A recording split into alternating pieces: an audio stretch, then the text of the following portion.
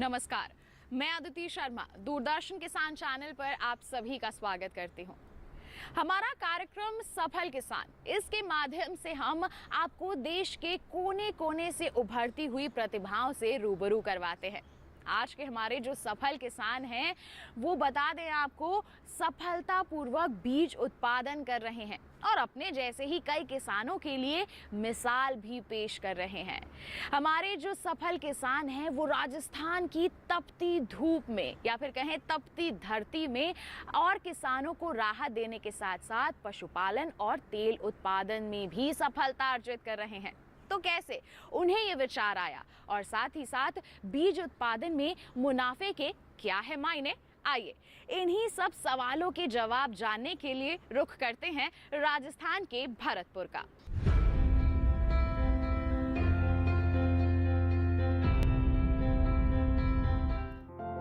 क्षेत्रफल की दृष्टि से राजस्थान सबसे बड़ा राज्य है, जिसमें बहुत सारी विविधताएं शामिल हैं। इन विविधताओं में कई विषमताएं भी हैं, जो कृषि कार्यों को बेहद कठिन बनाती है। यहाँ के किसान ऐसी फसलें ज्यादा लेते हैं जो यहाँ की जलवायु के अनुकूल है। उन्हीं में से एक है सरसों। आंकड़ों की माने तो देश में कुल उत्पादित होने वाले सरसों में राजस्थान में अकेले 46.7% का उत्पादन होता है। यहाँ के किसान पारंपरिक फसलों के अलावा उन फसलों का भी भरपूर उत्पादन ले पा रहे हैं जो जलवायु के अनुकूल नहीं हैं और सफल भी हो रहे हैं। इतना ही नहीं, राजस्थान के ऐसे कई किसान हैं जिन्हें पूसा मेले में सम्मानित भी किया गया है। उनके इस सफलता के पीछे है परंपरा से हटकर कुछ करने की सोच। ऐसे ही एक किसान हैं भरतपुर मुरवारा गांव के बसंता राम शर्मा जी, जो मौजूदा समय में बीज उत्पादन का काम कर रहे हैं। जहां बाकी किसान अनाज और बागवानी फसलों में श्रम दे रहे हैं, वहीं बसंता राम जी किसानों के लिए गेहूं और सरसों का उम्दा बीज तैयार कर रहे हैं। करीब 15 एकड़ के खेत में उनके द्वारा बीजों का उत्पादन किया जाता है। हालांकि पहले वो भी बाकी किसानों की तरह ही परंपरागत खेती किया करते थे, लेकिन खेती में कुछ नया करने और उससे अच्छा मुनाफा पाने की इच्छा ने उन्हें बीज उत्पादन के क्षेत्र में बढ़ने के लिए मार्ग प्रशस्त किया। मैं खेती काम करता हूँ और हमारे राष्ट्रीय संशोधन केंद्र से यहाँ जो है बीज उत्पादन काम करता हूँ। यहाँ मेरे को 10-15 साल हो गए काम करते करते। जो है वहाँ पे हमें किसानों को समय समय पर हमको जो है ट्रेनिंग दी जाती है और खेती की जो भी जानकारी है, जुताई से लेकर के कटाई तक सारी थ्रेसिंग की, ये सब मतलब जानकारी हमारे लिए दी जाती है। हमारे डायरेक्टर साहब जो है बहुत बढ़िया जो है हमको समय समय पर जो है मौसम की भी जानकारी देते हैं कि हम जो है वैरायटी है गिरिराज वैरायटी कि ये सरसों की वैरायटी है जो है इसकी हम जो है बीज उत्पादन काम करते हैं। गिरिराज 31 जो है अच्छी वैरायटी है। ये जो है ये 15 एकड़ में जो है बीज उत्पादन काम लिया इस समय में जो है मैंने जो है। और यहाँ पे जो है जब हमारी जो है 85% की जो फलियां हैं जब पीली हो जाती हैं तब हम कटाई का काम जो है करते हैं। उसके बाद में जो है हम कम से कम 10 दिन में जो है अपनी फसल को खेत में सुखाते हैं। उसके बाद में हम थ्रेसिंग का काम करते हैं। जो है थ्रेसिंग करने के बाद में हम जो है अपने जो सरसों का बीज को घर लेके आते हैं। उसके बाद में घर लाने के बाद में फिर हम उसकी जो है सफाई ग्रेडिंग करते हैं अपने घर पर। जो बसंता राम जी के द्वारा तैयार किया गया बीज सीधे बाजार नहीं जाता, बल्कि उनका बीज सरसों बीज अनुसंधान निदेशालय भरतपुर जाता है, जहां से किसान आसानी से बीज ले सकते हैं। वो बताते हैं कि यहीं से मिली एक ट्रेनिंग के बाद उन्होंने बीज उत्पादन के क्षेत्र में कदम रखा और विशेषज्ञों की देखरेख में उनका ये सफर आसान होता गया। आज आलम ये है कि भरतपुर के ज्यादातर किसान उनके सरसों के बीज राज 31 का ही इस्तेमाल करते हैं। राष्ट्रीय संशोधन केंद्र में वहाँ अधिकारियों से हम बात करते हैं कि साहब हमारा बीज तैयार हो गया है, पैकिंग करके जो है कब हम बीज लेके आए वहाँ, तब वो हमें जो है वहाँ डेट देते हैं। डेट देने के बाद में जो है मिल जाती है तो हम जो है अपनी ट्रॉली लोड करके जो है वहाँ पे जो है अपने राष्ट्रीय संशोधन केंद्र पर वहाँ पे हम अपना बीज जो है लेके जाते हैं। बसंता राम जी का बीज यूं ही किसानों के खेतों तक नहीं पहुंचता, बल्कि उन्हें बीज तैयार करते समय कई बातों का ध्यान रखना होता है। कौन से हैं वो पहलू, आइए जानते हैं उन्हीं से। 3 दफे इंस्पेक्शन खेत खड़ी फसल पर हमारा इंस्पेक्शन करते हैं। वो जो है फसल का कोई भी जो है पौधा अगर मिक्सचर वगैरह हो जाते हैं वो हम उखाड़ते हैं, पर अपनी खड़ी फसल में से जो है सफाई करके तब जो है हम थ्रेसिंग करते हैं। और उसके बाद में जो है वो सैंपल लेते हैं बीज जमा करने से पहले। वहाँ पर एक कमेटी बनती है 4-5 मतलब ये डॉक्टर साहबों की जो है, वो हमारे बीज को सैंपल को पास करते हैं, तभी हमारा वहाँ बीज जो है जमा हो पाता है। यहाँ वक्त हो चला है एक छोटे से ब्रेक का, आप कहीं मत जाइए। ब्रेक के बाद आपको बताएंगे कि हमारे सफल किसान बसंता राम केवल खेती और पशुपालन ही नहीं कर रहे, बल्कि वैल्यू एडिशन करके भी अच्छा लाभ कमा रहे हैं। बने रहिए दूरदर्शन किसान पर, देखते रहिए कार्यक्रम सफल किसान।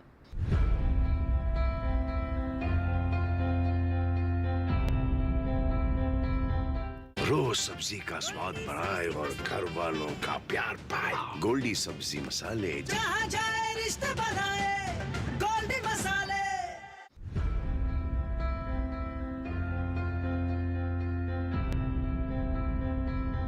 ब्रेक के बाद दूरदर्शन किसान के कार्यक्रम सफल किसान में आप सभी का फिर से स्वागत। आइए किसान भाइयों बहनों, अपने इस कारवां को आगे बढ़ाते हैं। एक बार फिर से रुख करते हैं हमारे सफल किसान बसंता राम के घर का और कुछ और रोचक जानकारियां हासिल करते हैं। बसंता राम जी उपज को अनुसंधान केंद्र में देने के बाद सरसों का तेल भी निकालते हैं। तेल निकालने के लिए उनके घर में आपको मशीन भी मिल जाएगी, जिसमें तेल और खल को आसानी से अलग होते देखा जाता है। हालांकि बसंता राम जी ज्यादातर निकाले गए तेल का प्रयोग घर में ही करते हैं, लेकिन अगर बाहर से मांग की जाती है तो वो उसे भी पूरा करते हैं। पिराई के बाद बची खल का इस्तेमाल पशु आहार और खेत में खाद के रूप में किया जाता है। कुल मिलाकर आम के आम और गुठलियों के दाम। हम तो साहब अपने जो है बाहर तो नहीं भेजते हैं, अपना बीज को रख लेते हैं इसमें से, और अपना खाने को जो है अपना तेल मतलब पशुओं को भी जो है खल काम आ जाती है, और तेल जो है अपने जो खाने को काम आता है। पशुओं को भी हम तेल पिलाते हैं जैसे समय समय पर जो है। तो जैसा कि हमने आपको शुरुआत में बताया था, हमारे जो आज के सफल किसान हैं बसंता राम जी, वो गेहूं का बीज उत्पादन भी कर रहे हैं। तो फिर चलिए इसके बारे में भी उनसे जानकारियां हासिल कर लेते हैं। सरसों के बीज भर रहे बसंता राम जी गेहूं के बीजों का भी उत्पादन करते हैं। बसंता राम जी इस समय गेहूं की किस्म 4238 तैयार करते हैं, जिसे वो बीज निगम में देते हैं। मौसम और पानी की उपलब्धता के बीच भी बसंता राम जी लगभग 14 क्विंटल तक बीज तैयार कर लेते हैं। सामान्य बीज की तुलना में वो अच्छा खासा मुनाफा कमाने में सफल हो रहे हैं। पिछले 10-12 सालों से उनके द्वारा किया जा रहा ये काम उन्हें भी रास आ रहा है और उनके परिवार के लोगों को भी। इसलिए तो परिवार का हर सदस्य इस काम में अपनी जिम्मेदारी समझते हुए भागीदारी दे रहा है। सरसों की जो फसल है वो तो राष्ट्रीय अनुसंधान केंद्र में देते हैं। बाकी का जो है गेहूं का हम प्रोग्राम जो है NSC बीज निगम में, वहाँ पे जो है वहाँ से लेते हैं। गेहूं का काम वहाँ से करते हैं सब NSC। गेहूं में 4238 वैरायटी है, वो अच्छी वैरायटी है जो है 4238 की वैरायटी हमें मिल रही है, और बहुत अच्छी वैरायटी है। पैदावारी में भी बढ़िया है, वैसे भी बढ़िया है जो है। गेहूं जो है हमारा करीब जो है ये होगा 114 कुंटल। बसंता राम जी पशुपालन भी करते हैं, क्योंकि पशुपालन और खेती एक दूसरे के पूरक माने जाते हैं। दोनों को सफल बनाने में बसंता राम जी कोई कसर नहीं छोड़ते। इस समय उनके बाड़े में 5 भैंसे और 1 गाय है, जिससे करीब 10 लीटर तक दूध मिल जाता है, जिसे वो घर के काम में ही इस्तेमाल करते हैं और शेष दूध बाजार में बेच देते हैं। लेकिन पशुपालन का सबसे बड़ा फायदा जैविक और प्राकृतिक खेती के रूप में लेते हैं। वे अपने पशुओं को जैविक चारा ही खिलाते हैं। इसके लिए वो खेत में बरसीम जैसे हरे चारे उगाते हैं। जिससे उनसे मिलने वाला दूध पोषण से भरपूर हो। मेरे पास ये 5 भैंस 2 गाय हैं और ये जो है अच्छी दूध देती थी, 8 से 10 लीटर की दूध देती हैं जो है। अब इनको गर्मी में दोनों जो है खल भी खिलाते हैं, चारा भी खिलाते हैं इनको जो है, और सुबह शाम नहलाते भी हैं इनके लिए जो है। ये जो गोबर करती है ये अपनी खेती में काम आता है, खाद के रूप में जो है हम काम में लेते हैं इनको जो है। और दूध जो है अपना जो है बाजार में बिकता है और अपने बच्चों को घर में भी जो है काम में लेते हैं हम जो है। खाने पीने के लिए हरी जो है चरी है जो है, इनको हरा चारा जो है देते हैं इनके लिए, और जो है खल भी देते हैं जो खेती में हम खुद पैदा करते हैं सब जो है। चारा हरा चारा जो है, हरा चारा ये चरी देते हैं इनके लिए साहब, और जो है वो ये बाजरा देते हैं इनकी जो गर्मी का जो होता है वो जो है बर्ची जो बोलते हैं, रोजका बर्ची जो है। खेती में जो हमारा दूध बिकता है उससे हमारा खेती में पैसा काम आता है जो है, अपना जो है खाद बीज के लिए काम आता है जो पैसा जो है। और ये जो इनका गोबर है उनको जो है हम खाद के रूप में जो है बनाते हैं, गड्ढा खोल के जो है उसको जो है अपने खेतों में डालते हैं जो है, हाँ उसके काम आता है जो। यहाँ हम रुक रहे हैं एक और छोटे से ब्रेक के लिए। आपको कहीं नहीं जाना है।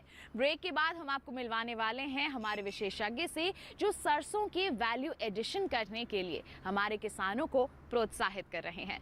बने रहिए दूरदर्शन किसान पर, देखते रहिए कार्यक्रम सफल किसान।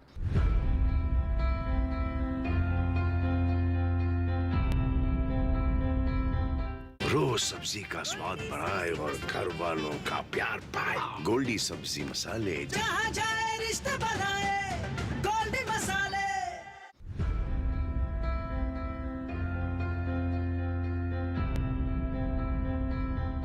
ब्रेक के बाद दूरदर्शन किसान के कार्यक्रम सफल किसान में आप सभी का फिर से स्वागत है। ब्रेक पर जाने से पहले हमने आपको बताया था कि मुलाकात करवाएंगे हमारे विशेषज्ञ से, तो फिर देर किस बात की, चलिए रुख करते हैं हमारे विशेषज्ञ का। राजस्थान में 2 तरह की सरसों का उत्पादन लिया जाता है, पहली काली सरसों और दूसरी पीली सरसों। विशेषज्ञ मानते हैं कि पीली सरसों से निकलने वाला तेल ज्यादा अच्छा होता है। साथ ही काली सरसों की तुलना में पीली सरसों में 5% ज्यादा तेल निकलता है। चूंकि राजस्थान सरसों के उत्पादन में सबसे आगे है, इसलिए सरसों अनुसंधान इस प्रयास में है कि किसान केवल सरसों की उपज बेचकर लाभ न कमाएं, बल्कि वो इसका वैल्यू एडिशन करें और तेल के क्षेत्र में आत्मनिर्भर बने। इसे सार्थक करने के लिए केंद्र और राज्य सरकार कई तरह की सुविधाएं और सब्सिडी प्रदान करती है कि किसान अपने घर में एक छोटी सी यूनिट लगाकर बढ़िया मुनाफा कमा सके। यहाँ हमने किसान भाइयों के लिए एक छोटा स्पेलर लगाया हुआ है, जो कि ये दिखाने का इसका उद्देश्य ये है कि किसान नई तकनीकी के बारे में जान सके और सिर्फ सरसों के ऊपर निर्भर न रह करके एक छोटा मिनी स्पेलर लगा सके। यहाँ पर आप पीछे देखेंगे मेरे इसमें एक 6 वोल्ट का और छोटा स्पेलर लगाया हुआ है। हमारे यहाँ पर सरसों अनुसंधान निदेशालय में सरसों की खेती होती है, जिसमें कि ऑर्गेनिक सरसों भी खेती होती है। हमारा उद्देश्य है कि सभी किसान भाइयों को और आम जनता को एक जानकारी हो सके कि शुद्ध तेल कैसे मिल सकता है। तो इसमें हम लोग प्रयास करते हैं कि यहाँ पर सरसों, जैसे काली सरसों और पीली सरसों 2 तरह की सरसों होती है। इसमें हम काली सरसों से काली सरसों का तेल निकालते हैं और पीली सरसों से पीली सरसों का तेल निकालते हैं। यहाँ पर निकालने के बाद में इसको हमने देखा कि सरसों डायरेक्ट बेचने से अच्छा है कि इसका तेल अगर निकाल के बेचा जाए तो किसान भाइयों को अच्छी आमदनी एक प्राप्त हो सकती है, जो कि सरसों का तेल अगर शुद्ध निकलता है तो जो कि शुद्ध स्वास्थ्य के लिए भी काफ़ी लाभप्रद माना जाता है। इसमें हमने देखा है कि ये 6 वोल्ट के स्पेलर लगाने से एक 5 घंटे जब रनिंग में इसमें काम करते हैं तो हम इसमें से जब 5 घंटे हम इसको लगातार इससे काम करेंगे तो हम इससे 2.5 कुंटल सरसों एक साथ में पिलाई कर सकते हैं। और 1 कुंटल में करीब लगभग 38% तेल निकलता है, जो कि काफ़ी अच्छा माना जाता है। 38% तेल में से 30% तेल शुद्ध निकलता है और 8% जो कि हमारी ये खली है इसमें आ जाता है। खली में कोई, और इस तेल में सबसे अच्छा ये है कि किसी तरह की कोई मिलावट इसमें नहीं की जा सकती है।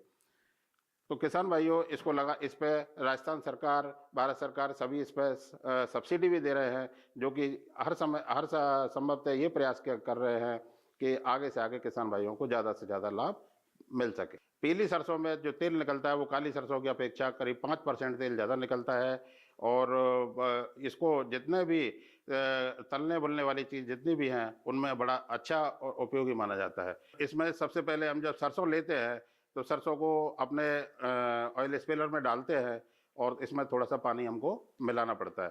थोड़ा सा पानी मिला के इसको डालते हैं तो इसमें से तेल की मात्रा भी ठीक रहती है। और सबसे पहले इसको तेल को डालते हैं, ये 3 बार में सरसों को हमको डालना पड़ता है। 2 बार में जो सरसों की खली निकलती है उसमें आ जाता है तेल, और तीसरी बार में फाइनल शेप में जाता है। और उसके बाद में इसको हम जब फिल्टर करते हैं तो इसको एक बार में ही फिल्टर करने से इसका हमारा काम चल जाता है। सरसों अनुसंधान किसानों को बीज उत्पादन के लिए प्रेरित कर रहा है, जिससे कई किसानों की आर्थिक स्थिति में सुधार हुआ है और उनकी आय दुगनी से कई गुना हो पाई है। सरसों अनुसंधान निदेशालय, जैसा कि नाम से ही पता लग रहा है, हमारे संस्थान पर सरसों का पूरा काम रिसर्च, वैरायटी और उसमें उच्च गुणवत्ता वाला, क्वालिटी वाला सीड तैयार करना होता है। मैं बताना चाहता हूं कि सरसों अनुसंधान निदेशालय सीड प्रोडक्शन किसान भाइयों के द्वारा फार्मर्स पार्टिसिपेटरी प्रोग्राम के माध्यम से लेता है, और एक हमारे आईसीआर का मेगा सीड प्रोजेक्ट, जो कि आईसीआर एग्री सीड प्रोजेक्ट है, उसके अंतर्गत हम किसानों को बीज पैदा करवाते हैं किसानों के थ्रू, और उसको हम किसानों तक वापस पहुंचाते हैं अच्छी क्वालिटी का सीड। सरसों अनुसंधान निदेशालय में सरसों की जितनी भी किस्में, नई किस्में, अधिक पैदावार, उच्च उत्पादन वाली, गुणवत्ता वाली वैरायटी जो भी है अवेलेबल है, जैसे कि गिरिराज वैरायटी एक हमारी संस्थान की वैरायटी है, हमारे वैज्ञानिकों द्वारा तैयार की गई है। ये बहुत अच्छा उत्पादन देती है और पूरे नेशनल लेवल के लिए आइडेंटिफाई की गई है, तो इसका हम उत्पादन करते हैं। इसके अलावा हमारे पास एक NRCHB 101 वैरायटी है, उसका भी हम उत्पादन करते हैं। इसके अलावा कुछ लेटेस्ट वैरायटी जैसे कि DRMR 116540, ये वैरायटी 2020 में रिलीज़ हुई है, और यह रेन फेड कंडीशन, मतलब बिना पानी के, जिसमें पानी की आवश्यकता कम पड़ती है, बहुत अच्छा पैदावार देती है, और लगभग 1 हेक्टेयर में लगभग 25 कुंटल तक हम इसमें प्राप्त कर सकते हैं। अब जैसे मैंने आपको कुछ वैरायटी के नाम बताए, ऐसे हमारे पास 8-10 वैरायटी है जो कि अच्छी क्वालिटी, गुणवत्ता और पैदावार के हिसाब से होती है। मैं यहाँ पर ये बताना चाहूँगा कि हमारे संस्थान में सीड प्रोडक्शन का भी काम होता है। हमारे पास सीड प्रोसेसिंग यूनिट पूरी इकाई है, इसका हम उसमें अच्छी गुणवत्ता का सीड उपलब्ध किसानों को उपलब्ध हो सके, उसका हम पूरा करते हैं। परिस्थितियां जितनी कठिन होती हैं, किसान उतना ही मजबूत होता जाता है, जिसका सबसे बड़ा उदाहरण है राजस्थान के किसान, जो हम कह सकते हैं कि देश के बाकी किसानों के लिए एक मिसाल है। जी हाँ, कई समस्याओं के बावजूद भी यहाँ के किसान सफलता की नई नई कहानियां गढ़ रहे हैं, और हम कोशिश कर रहे हैं कि ऐसे ही प्रेरणादायी किसानों की दास्तानें आप तक पहुंचाते रहें और आपके हौसले को बढ़ाते रहें। तो अगले अंक में इसी कार्य को हम करने वाले हैं, एक सफल किसान से आपकी मुलाकात करवाने वाले हैं। तो इसी के साथ बता दें, आज के लिए तो बस इतना ही, लेकिन आप देखना चाहते हैं हमारा ये कार्यक्रम दोबारा, तो रुख कर सकते हैं हमारे YouTube चैनल का, या फिर आपके पास भी है कोई सफलता की कहानी तो हम तक पहुंचाइए। आप ईमेल कर सकते हैं हमें, ईमेल आईडी है safalkisan@gmail.com। यदि आप पत्र लिखना चाहते हैं तो आप हमारा पता लिख सकते हैं। हमारा पता है सफल किसान, कमरा नंबर 77, CPC दूरदर्शन, खेलगांव, नई दिल्ली 110049। तो किसान भाइयों बहनों, इसी के साथ आज के हमारे इस कार्यक्रम में बस इतना ही। अगले अंक में फिर करेंगे मुलाकात, तब तक के लिए दीजिए इजाजत, लेकिन आप बने रहिए दूरदर्शन किसान पर। नमस्कार।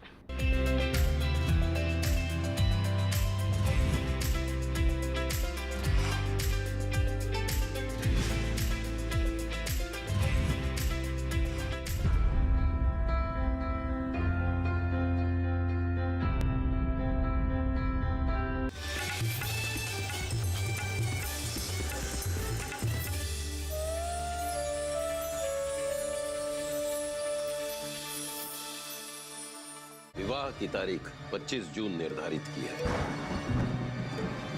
बच्ची को शांत कीजिए, फेरों का समय हो रहा है। पहल आपने की थी इस रिश्ते के लिए, मैंने नहीं। कब तक मायके में नागिन की तरफ कुंडली मारकर बैठी रहोगी दीदी माँ? तू कोड़ी की औरत, कोड़ी का प्रसाद पे जवान लगा दिए। दीदी माँ।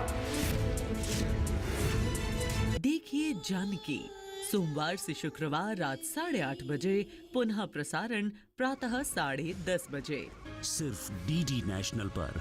देश का पहला चैनल, देश का अपना चैनल।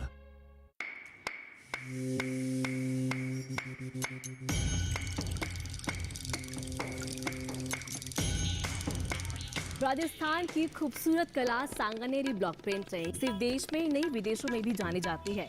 और आज हम आ गए इस जगह पर जहां पर इस कला का जन्म हुआ।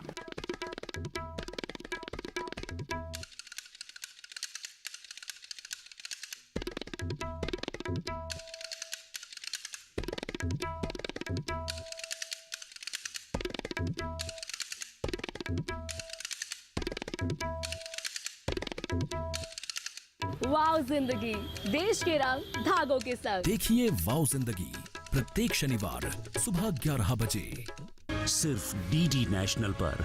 देश का पहला चैनल, देश का अपना चैनल।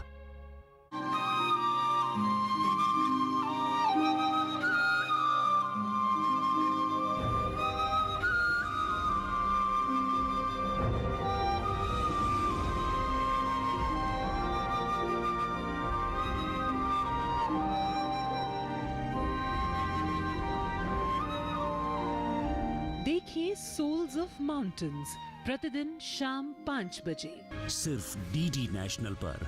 देश का पहला चैनल, देश का अपना चैनल।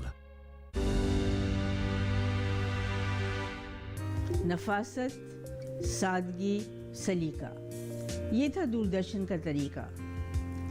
दूरदर्शन @64 माशाअल्लाह। मिलते हैं आपसे 15 सितंबर को शाम 5 बजे डीडी नेशनल पर।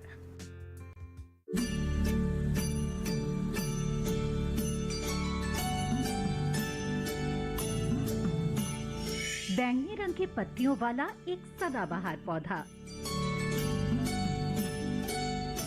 जो लो मेंटेनेंस में भी गार्डन को रखता है हरा भरा। घर की क्यारी, गमले, हैंगिंग बास्केट या हो खूबसूरत लैंडस्केप।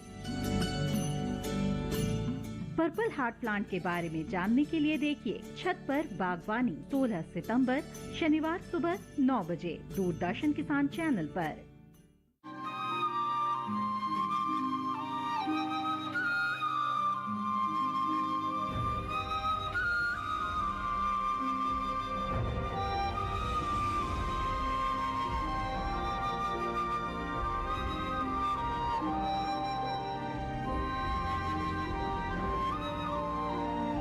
देखिए सोल्स ऑफ माउंटेन्स प्रतिदिन शाम 5 बजे, सिर्फ डीडी नेशनल पर। देश का पहला चैनल, देश का अपना चैनल।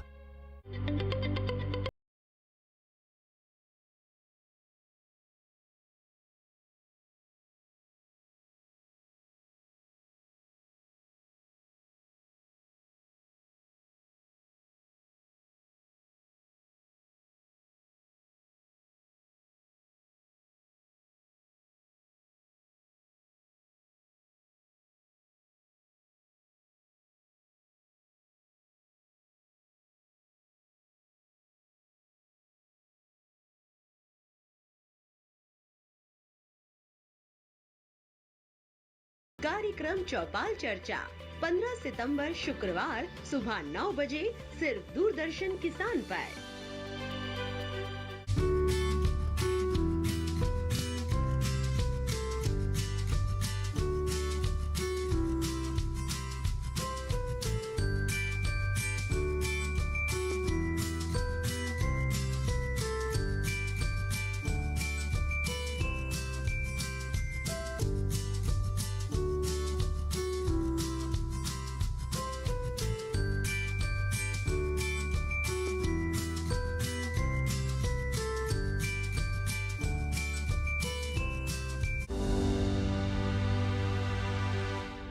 दूरदर्शन की 64वीं वर्षगांठ जो 15 सितंबर को है, उसके लिए मैं अपनी तरफ से ढेर सारी बधाई और शुभकामनाएं देता हूं और साथ ही साथ ये प्रार्थना करता हूं कि हमारा दूरदर्शन इसी लगन से अपने दर्शकों का मनोरंजन करते रहे और हमेशा की तरह एंटरटेनमेंट की दुनिया में टॉप पर रहे।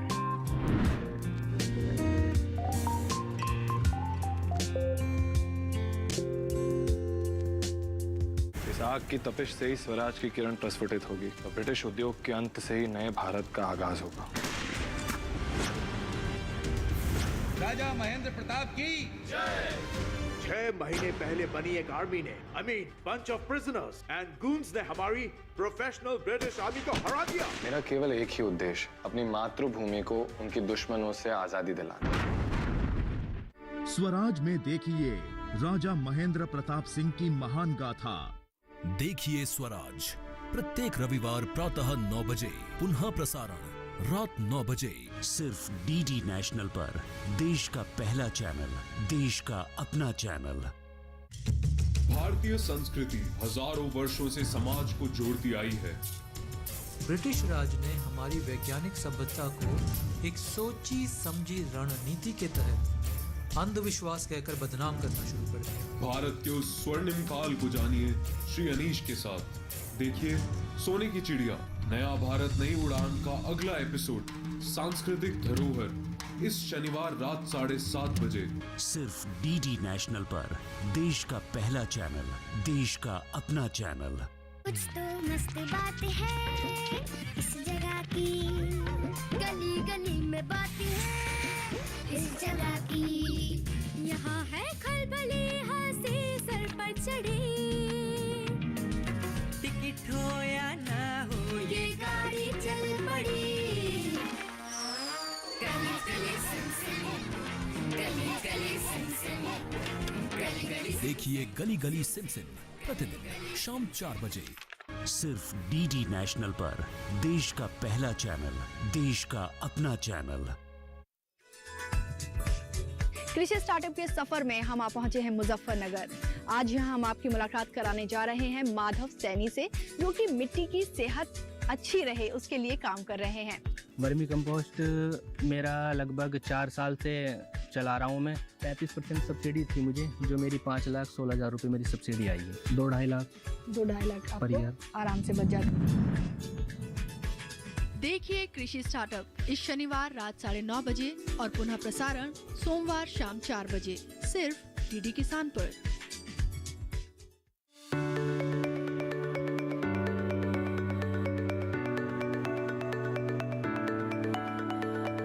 नई तकनीकों से बदलेगा कृषि का परिदृश्य। मिलेगी कृषि को और भी मजबूती।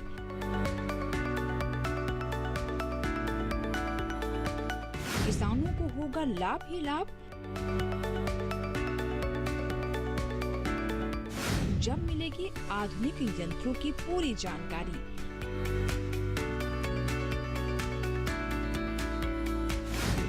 कार्यक्रम कृषि दर्शन, खेती में नई तकनीकों का प्रयोग, 15 सितंबर शुक्रवार शाम 7 बजे, सिर्फ दूरदर्शन किसान चैनल पर।